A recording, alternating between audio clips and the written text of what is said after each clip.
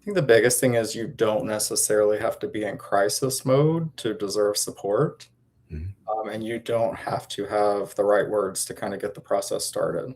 So if something just doesn't feel great, then let's talk about it and figure out what's underneath that. I think we talk about a lot of those like key emotions, but underneath that, there's tons of other words. Let's think about like the wheel of emotions. So it's Yeah. all about kind of digging down and figure out what's underneath. So I think that's the big thing for me. Like just because there's not like specifically some big crisis, Yeah. you are coming to a non-judgmental space for us to talk about it. And, we'll work through it and see what's going on in a validating way that you feel supported by. Welcome to Mental Health Matters, a Cornerstone Behavioral Health podcast. I am your host, Caleb Folkerts, licensed psychotherapist and founder of Cornerstone Behavioral Health. This podcast brings you the knowledge, insight, and real human stories your providers wish you knew about mental health. In each episode, you will hear real conversations with the professionals who support mental health across the full continuum of care. Our guests include therapists, psychiatric nurse practitioners, primary care physicians, frontline clinicians, and leaders throughout the industry. Together, we explore their journeys into the field, the people they work best with, the tools and strategies they rely on, and the lessons they have learned from years sitting with clients during some of the most important moments of their lives. If you want to understand your own mental health more clearly or find the right provider for your needs, this podcast will help guide that next step. This is Mental Health Matters. Welcome to the session. Brad Justice, welcome. Thanks, Caleb. How are you? I'm well. Yeah, how are you feeling? Pretty good. Pretty good. I know, we've known each other for a while now. You've been at Cornerstone for a bit, building up that caseload, doing the good work that you do. Number of years in the field under the belt, and this is sort of a newer thing with getting the podcast together. But essentially, wanted to just honor the journey that you've been on in your time in the field. Essentially, looking at who were you prior to jumping into this line of work? How has that journey been?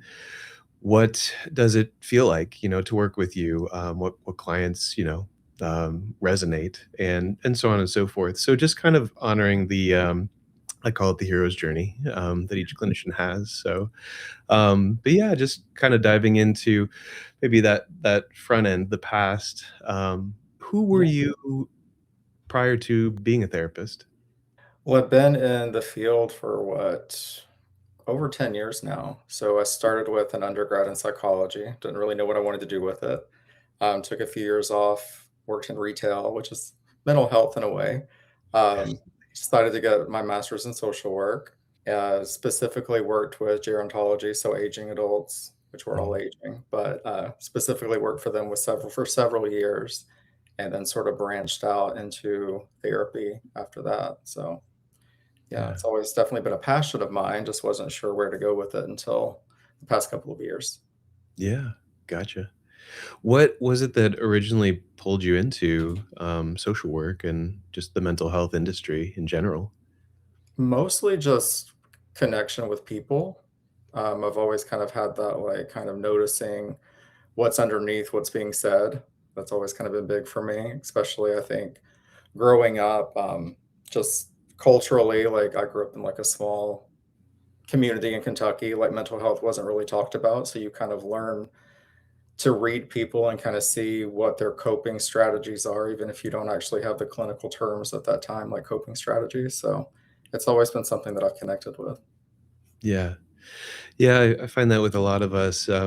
We certainly have our own nuances and special elements, but yeah, there seems to be something kind of raw as far as the ability to connect that gets refined whenever we finally roll up the sleeves and get into the master's level graduate work. Yeah, that's awesome. What has the journey been like, from that original platform, that original raw ability to pay attention to, what maybe is being said without being explicitly said, the undertones of connection. Like, what was that journey like from, I guess, interest to actual inception of approaching the field? I mean, for me, I think it was really valuable, like you mentioned about grad school, like having different practicums in different areas to really kind of get, especially social work, like macro and micro, so small and big, trying to figure out exactly where you fit in as far as like working for a nonprofit and doing like, administrative work or working like one on one in the clinical setting. So I think all of those experiences were really impactful on me to kind of like resource wise be able to kind of help people in the future as far as, hey, I know about this great community asset that you could benefit from. But also it kind of helped me kind of hone in on specifically mental health in general and more of that one-on-one connection versus like more of the macro like community-based approach. Yeah, that is, so being a counselor myself, I've always admired the lenses, I guess, for those that are not, intimate in the field. Yeah, there's, correct if I'm wrong, but the macro, meso, and micro lenses, I believe, are the 3 lenses with social work. Is quiz me on that, is that correct? Yeah, no, you're right. Yeah. And usually like that's at least with my program, but back in the day, it was kind of your first semester was pretty general. Everybody took the same courses and then you sort of branched out from there and kind of declared a major essentially within a major and Yeah. sort of decided which lens you wanted to work with. And if you went the more macro, larger approach, it was more of the like nonprofit, community-based work. And then the micro work, which is what I ultimately chose, was more of the like, you know, therapy based, psychodynamic classes, pharmacology, all those fun things. So, And, again, admiring those lenses and the fact that there is sort of a broad to specific, focus in the social work, trajectory as you're going through schooling. What was it that, I guess, moved you from, maybe going down that macro or meso to the micro? I think again, those like smaller moments of those Mm, individual experiences and seeing how impactful things could be on individuals. That was kind of big for me. Therapy, one thing I love about it, like watching people struggle quietly and then realizing how powerful it is to kind of like see the big turning point, like the aha moment. That's always been very motivating for me. So it's something that I've always kept in mind. And I remember that even from like, back in the schooling days. yeah. Yeah, I definitely mirror that. I the catharsis or, like, the epiphany moments are, yeah, that's why most of us do it. Love that. Is there, I guess, a challenge or a tough lesson that's shaped, your approach with clients? I think that, I mean, in general, I think when we all start out, you kind of think you're going into it with some sort of idea of what's going to be said, kind of the back and forth. You kind of have a script in mind, and it rarely ever works out that way. I mean, in general, there's the assessment process, and we're kind of going through the things that we need to go through. But in general, like you're talking to a live person, and things are going to pop up, and it's a lot of like unexpected moments. So I think that's the biggest thing is just learning how to pivot in the moment, Mm, kind of letting yourself be open and flexible enough to realize you don't really know what you're getting into. Like you can try to plan ahead, but as present as you can be and supportive as you can be, I think those are the two key things to keep in mind. yeah, I'd agree with that. Adaptation is huge. Yeah, that ability to pivot, like you said. I'm convinced that although all the formal training was very helpful towards being a psychotherapist, I still give a lot of credit to improv classes that I took in undergrad because that is that adaptability. It's huge, huge. You don't know what's going to be going through the client's mind or what happened between last week and today. So yeah, pivoting is essential. What's something that surprised you? As there's sort of the idea that we have, the sort of preconceived notion of therapy, being a therapist. Is there anything that surprised you? Going from growing up in Kentucky to where you are now.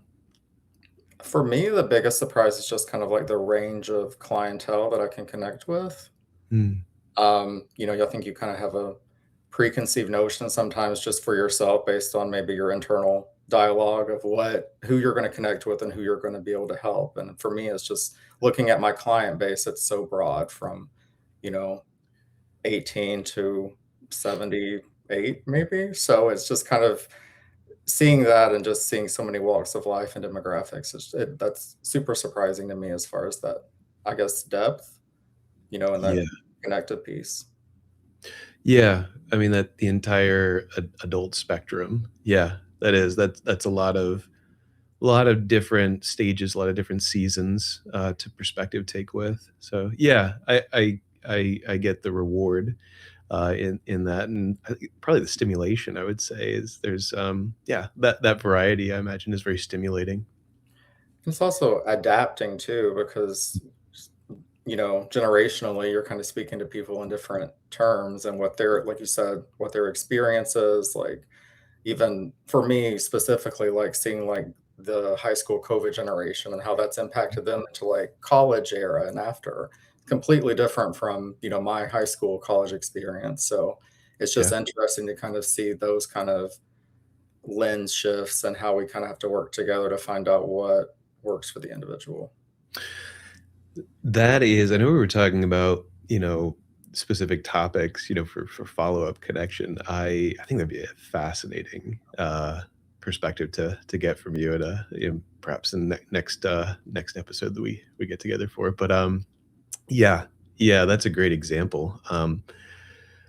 Personally, I haven't had a lot of, exposure to that age group during that time frame. So, yeah, I'm sure that there is a lot of nuance to adapt to and to adjust to because it's different. We've all been at that age, having, come to adulthood, but, yeah, that's a nuance, um, that would take some wrapping the head around.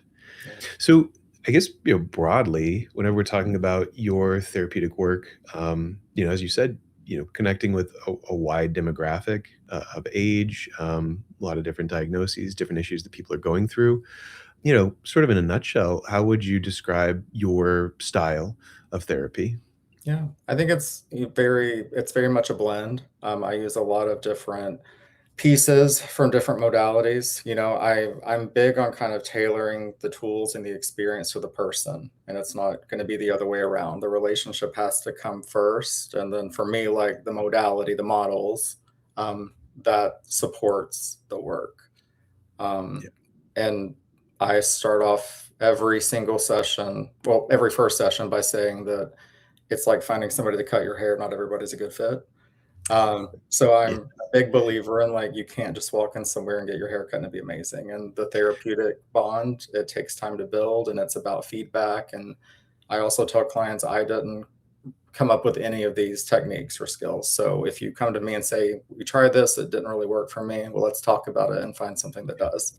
So Yeah. I think that setting that kind of standard for like open communication is the most important part for me, as you're building the rapport and getting the background information. But I'm really big on too, like finding out what your previous experience in therapy was. If maybe it Mhm. was none, which is great. We have some places to start, but a lot of people are very aware of kind of what's worked and what's not worked in the past. And I think those are key things to kind of figure out the first couple of sessions, just so you kind of have a good guideline for where you want to go together. Yeah, absolutely. If they have background in it, then they've taste tested some things. They know what they like, what they don't like, what seems to work, what hasn't. Yeah, so not reinventing the wheel. But again, going back to that catering approach that you were talking about at the beginning. I do love. I usually make a lot of comparisons to what barbers do or what hairdressers do and what we do. There is a wild amount of overlap, in the analogies. I've never used that specific one with clients in the first session though, but that makes a lot Borrow of sense. Yeah, that goodness of fit. Anytime I've moved to a different area, you've got to get a different person, and it usually takes a little bit. So love that you prime the pump, for expectation with that because, that empowers the client to make that decision, rather than feeling, just kind of delegated to first come first serve. So yeah, love that client empowerment piece there. Um, Along the lines of first session. I know that there's, we both know a lot of energy around that first session. Someone's coming in need of some assistance. There's a lot of expectation. There's a lot of, energy that is focused on, just trying to help as quickly as possible. Unfortunately, but ethically, legally, we got to do that assessment. We got to do the treatment plans. There's a little bit of a hang time there as we kind of get our bearings. But what what would you say you want your clients to feel in that first session, that first touch? I mean, heard. I think that's the first word that comes to mind. I think, just because we're doing that initial assessment, it's not just going to be me asking a bunch of questions and you giving responses. Like, there's going to be a lot of back and forth. I Mhm. think it's overwhelming at times to, feel like it's like when you go to a doctor's office for the first time and giving your life history medically. Like, it's a lot to like sit there and like Yeah. explore all of that.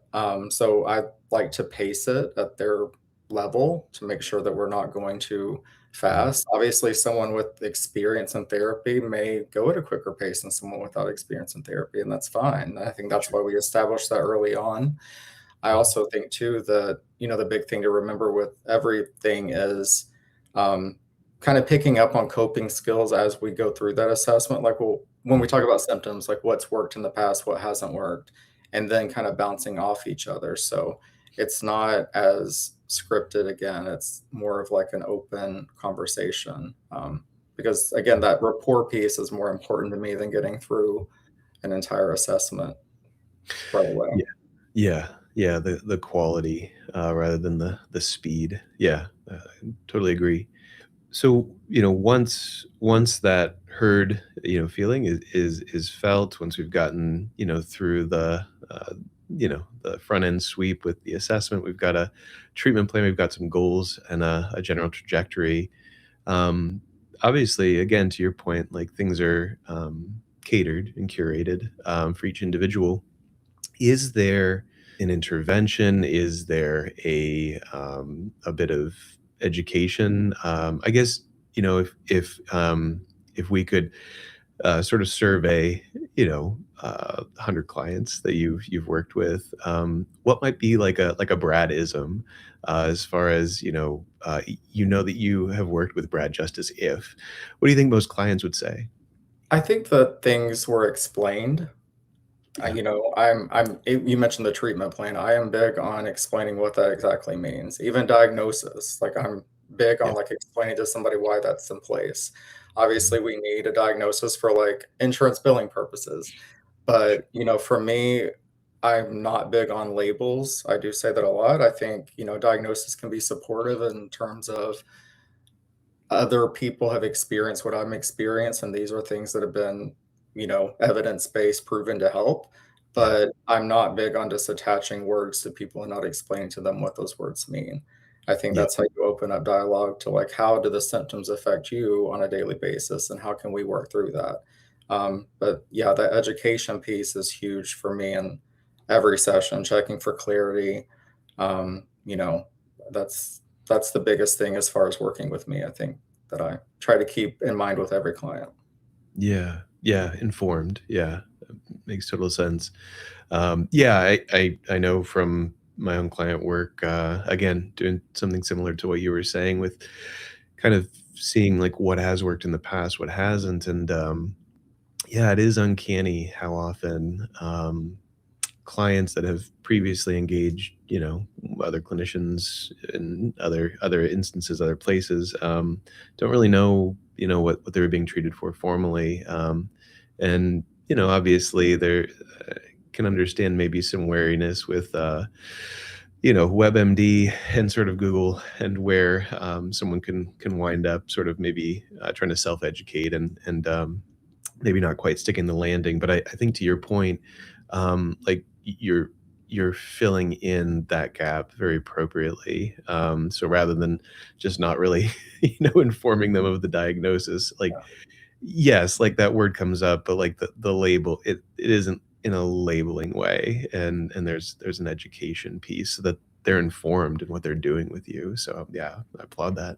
Yeah, and I think that too applies to like, social media in general. We all have those like buzzwords as far Mhm. as like mental health goes and the trends. And I want clients to ask questions like, hey, I saw this. What can we talk about that? And I like to be transparent. Like, sure, I have experience with that. Sure, I don't. Like, if I don't, let's find you a referral for somebody who does. Like, if that's something you want to try, but I want to be as supportive as possible. And I think too, that kind of adds to that open relationship where we kind of feel comfortable in talking to each other. And I never want them to feel like they can't come to me with an idea of their own based on their own research or, thought process. Yeah, absolutely. Yeah, I mean, for someone to actually take ownership over their journey, still respecting that you're a very important part of that as a catalyst for the change. But yeah, whenever they start to take ownership and do the head work outside of session, yeah, it's wonderful whenever they come with ideas of their own.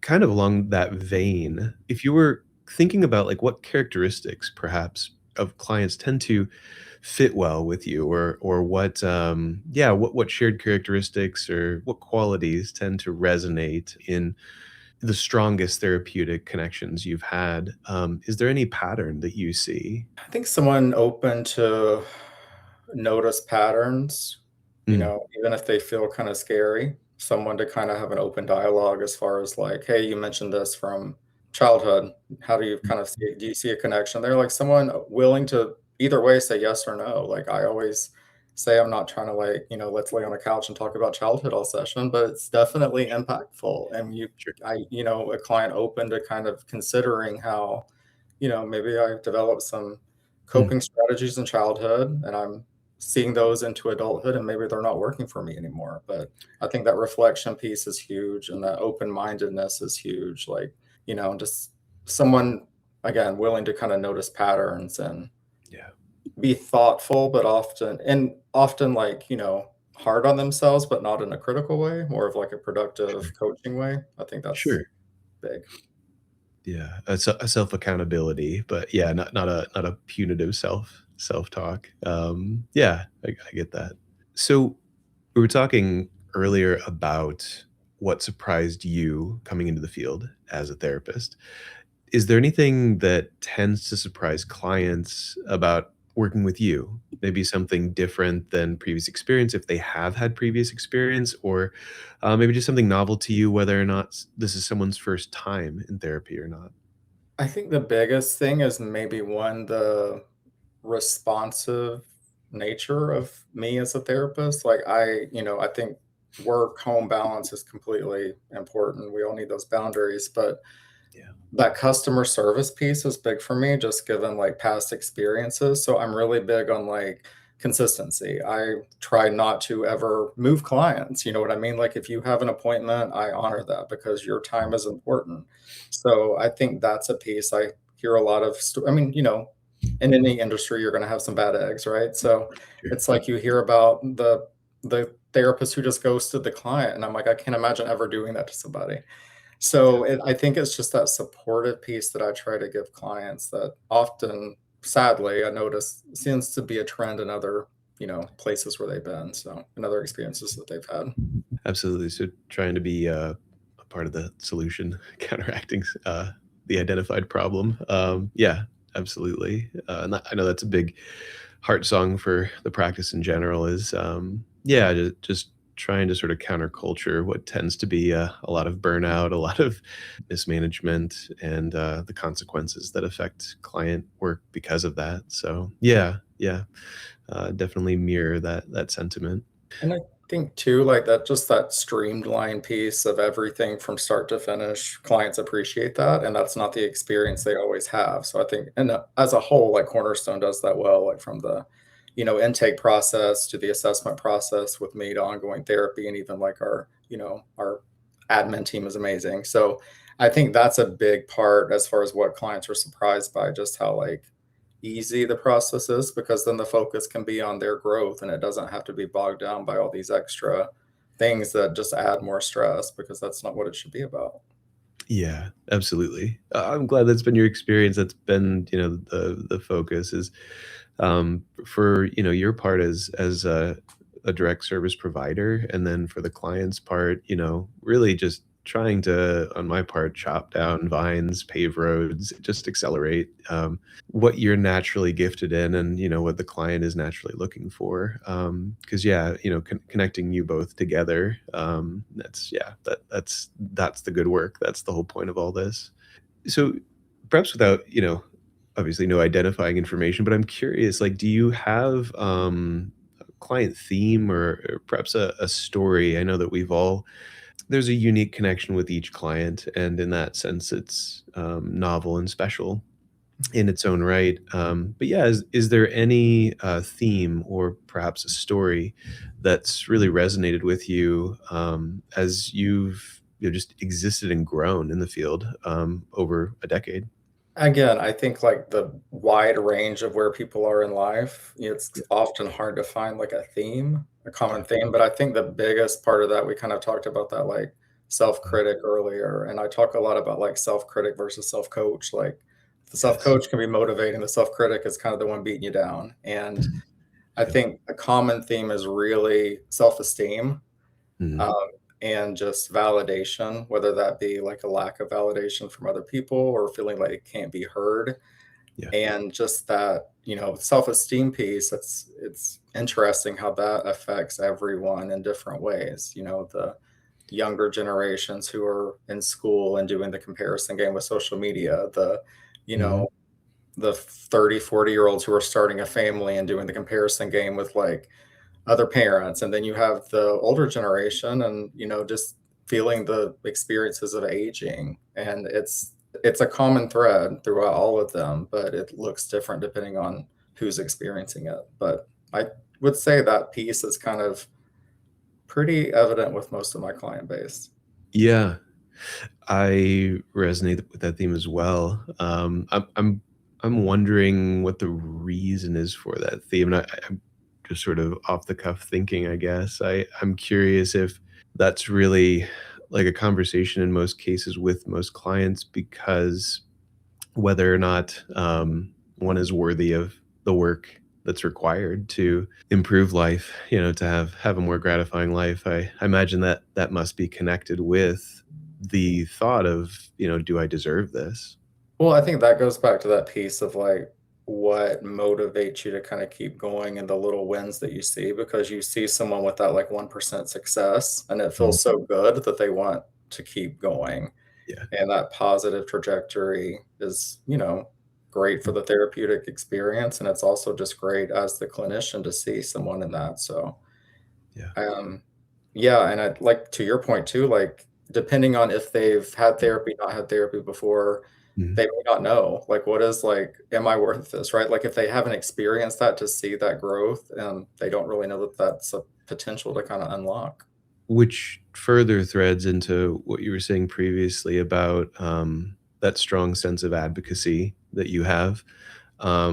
It's completely foreign, not only like ethically, legally, but on a personality level, on like a fundamental level of who you are. Like, client abandonment is it occurs, but nowhere is that even feasible, from your lens of thinking. And I think that that is very helpful whenever someone has had previous, negative experiences like we were talking about, because that's a value statement that they've received if they've engaged in another instance with another provider that was not communicating that same worthiness. So yeah, that can compound what might be, pre-existing self-esteem issues. So yeah, yeah, there's a lot that goes into that thread. So yeah, definitely a solid theme to highlight in client work.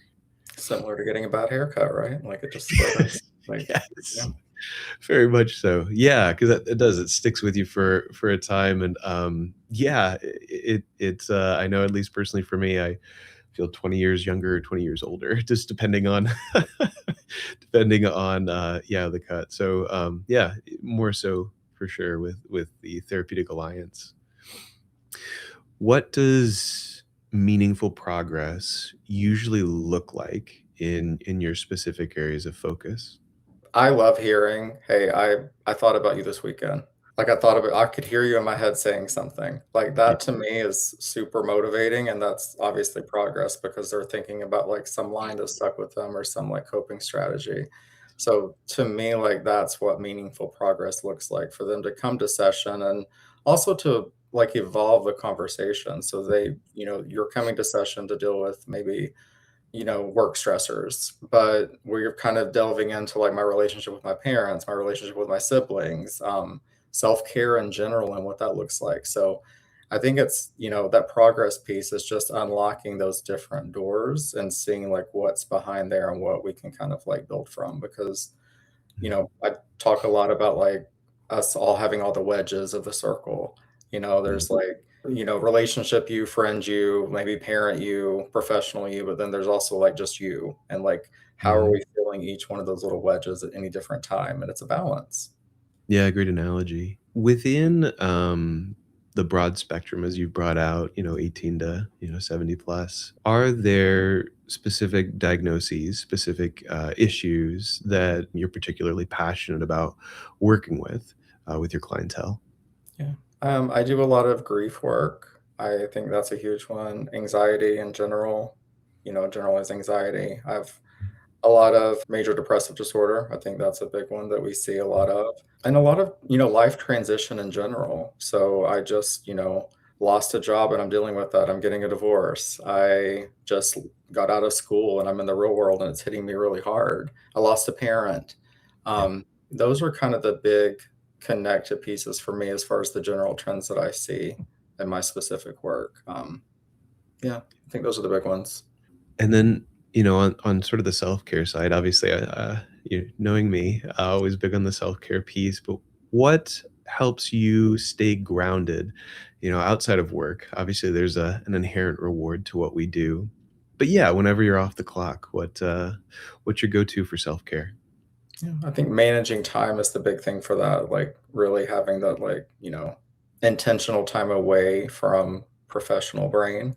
No, some sessions as a therapist, just like with the client, are gonna be heavier than other sessions, so Yeah. noticing that maybe some of those sessions are a little more intensive and you kinda need to take a step back to do some stretching. So as far as self-care, like, stretching, physical activity in general is big for me, like gym time, running, like giving yourself those extra pauses.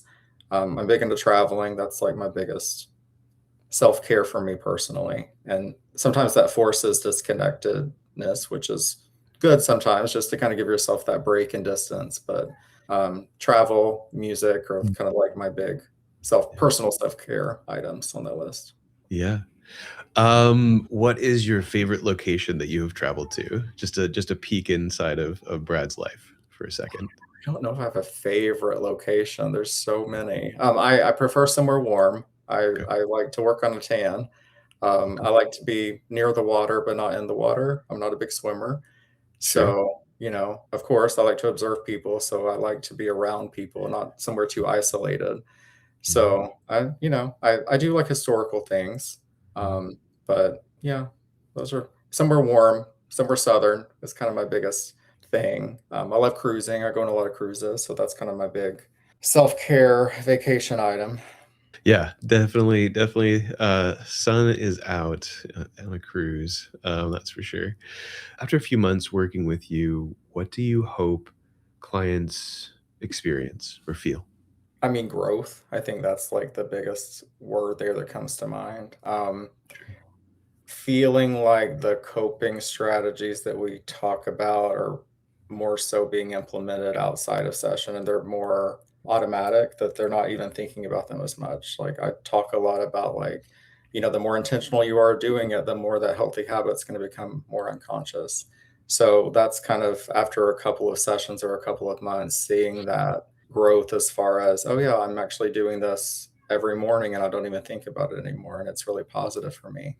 I think growth also looks like session wise, like extending out the sessions. Like I Mhm. want you to feel confident with the tools that we talk about to where we can go longer in between sessions and you don't feel like we're in constant crisis mode. I think that's a huge indicator of growth as well. Like obviously we talk about resources outside of sessions, but in general, like if you're feeling confident utilizing these things that we're talking about, that's a huge indicator of growth.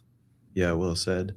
And then last question, but I think an important one is if a potential client is listening, what would you want them to know about working with you? So we've covered a lot, but I guess if you had that again direct line of communication, what would you say to that individual? I think the biggest thing is you don't necessarily have to be in crisis mode to deserve support. Mhm. And you don't have to have the right words to kind of get the process started. So if something just doesn't feel great, then let's talk about it and figure out what's underneath that. I think we talk about a lot of those like key emotions, but underneath that, there's tons of other words. Let's think about like the wheel of emotions. So it's all about kind of digging down and figure out what's underneath. So I think that's the big thing for me. Like just because there's not like specifically some big crisis, you are coming to a non-judgmental space for us to talk about it. And, we'll work through it and see what's going on in a validating way that you feel supported by. Well said again. Well, Brad, it's been a pleasure having you. I know it's not one and done, so looking forward to having you back again. Specifically, I'm going to have to remember this pandemic Yeah, let's talk about experience. the pandemic. Yeah. Yeah, we'll have to dive into that next. But for today, thank you so much for your time and thank you for just sharing your experience and your journey. Yeah. Thanks, Kale. I appreciate it. Thank you for listening to Mental Health Matters, a Cornerstone Behavioral Health podcast. If you want to learn more about our clinicians, prescribers, or services, visit cornerstonebehavioralhealth.org. Take care, be well, and we will see you next time.